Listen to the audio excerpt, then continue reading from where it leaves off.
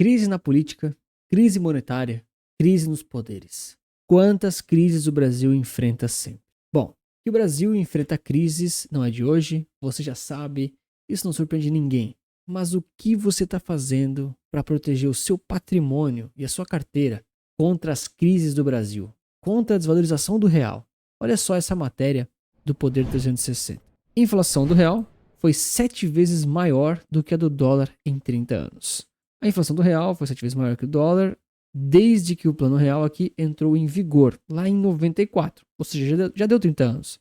O IPCA, o nosso índice que mede a inflação no Brasil, ele acumulou uma variação de 710% no período, enquanto o CPI, que é a inflação americana, ela acumulou uma taxa de 112% nesse mesmo período. Pessoal, deixa eu explicar uma coisa para você.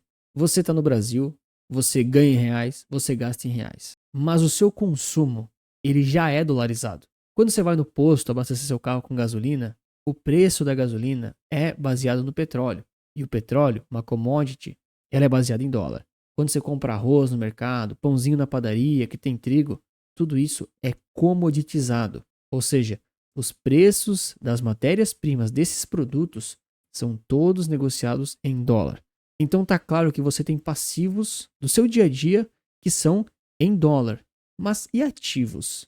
Será que não é hora de você balancear um pouco essa equação da sua vida e ter tanto ativos quanto passivos que são expostos à dolarização? O dólar, ele é a moeda mais forte hoje de governos que a gente tem no mundo. Ele já perdura aí por mais de 230 anos.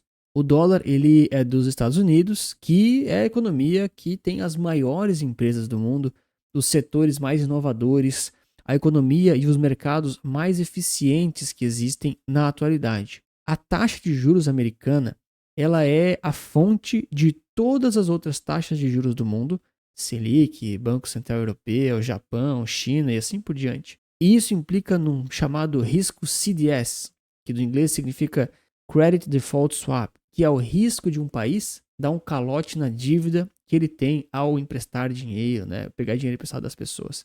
Nesse caso, o Brasil não tem o pior CDS do mundo, mas ele tem um CDS atrelado às suas crises, à sua política monetária, à sua política geral, mas também à sua inflação.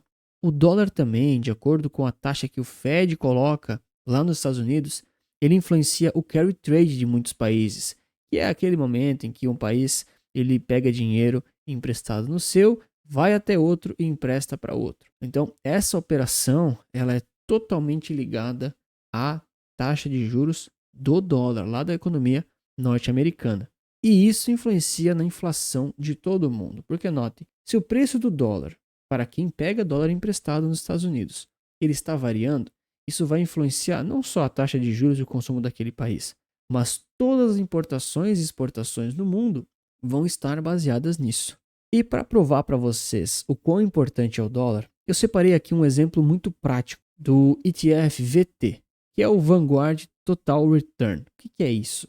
Ele é um ETF, para você que não sabe o que é ETF, eu fiz um vídeo, tá aí no card. Ele é um ETF que pega um índice que considera as ações globalizadas. Então ele tem mercados do mundo todo, empresas grandes e médias de diversos setores. Vou dar uma olhada no overview, só para a gente entender o que esse ETF faz e o que ele considera como economia relevante. Então, o ETF VT tem aqui 13% que ele teve de retorno aqui, ok. Ele investe tanto dentro quanto fora dos Estados Unidos, justo. A ideia é performar aqui muito próximo desse índice chamado FTSE, que pega, enfim, uma cesta de ações globais aqui, tanto de mercados já estabelecidos quanto de mercados emergentes que ainda estão se desenvolvendo.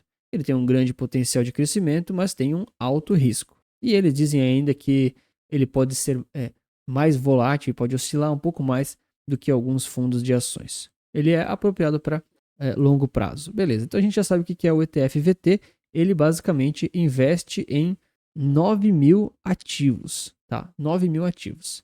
Aí a gente tem uma série aqui de retornos, mais algumas informações. Olha aqui a taxa de performance 0,07%, extremamente baixo e barato. Ou seja, com uma cota, pagando essa taxa de administração por ano, você consegue investir em mais de 9 mil ativos. Eu vou fazer um vídeo específico sobre esse ETF, ele é um ótimo exemplo.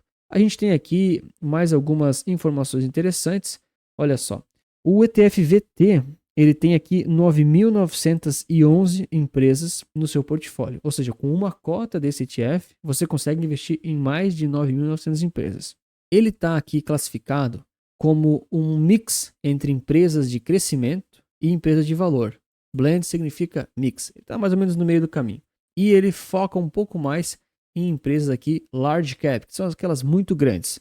Mas ele também tem mid e tem small. Mas o foco é aqui em large. E essa é a parte que eu me interesso muito quando eu vou analisar o ETF VT. Por quê? Aqui a gente tem a distribuição por região do quantos por cento do ETF está alocado. Então a gente tem mercados emergentes 9%, isso entra Brasil, Índia, México e assim por diante. Europa 14,9%, quase 15%. Pacífico quase 10%. Oriente Médio quase nada. América do Norte 65% e outros zero. Beleza, mas destrinche um pouco mais para a gente entender.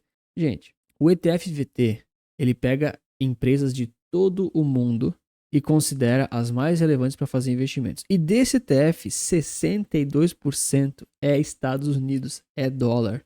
Ou seja, quando a gente olha para o mundo todo, mais da metade é em dólar, é relevante em dólar.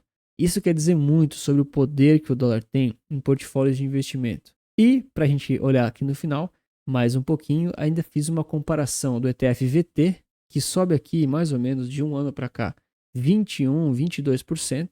O IBOV sobe quase 15% e o SP500 sobe 22, quase 23%. E por que o VT é tão parecido com o SP500? Primeiro, porque ele é 60% de empresas americanas, ou seja, é praticamente 60% SP500. E depois disso, o SP500 ele é a fonte das outras economias também. Então, ele anda muito próximo ao SP500, tanto em movimentação, os sobes e desces, quanto em volatilidade. E é verdade, às vezes ele vai diferir um pouquinho, isso é normal por conta justamente desses outros 35, 40% de ativos que não são dos Estados Unidos, mas no geral ele vai andar parecido com o SP500.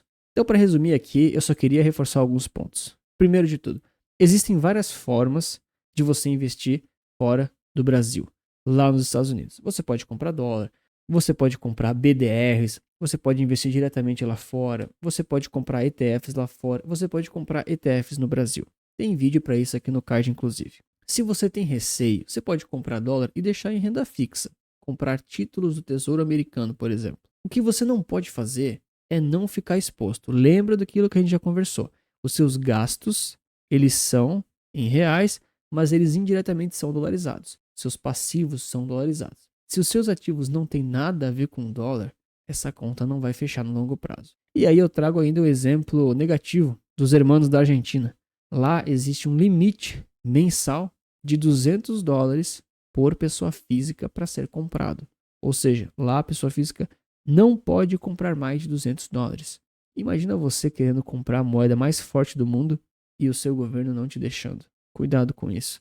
Obrigado pelo seu tempo e lembre-se, investir conosco resulta capital.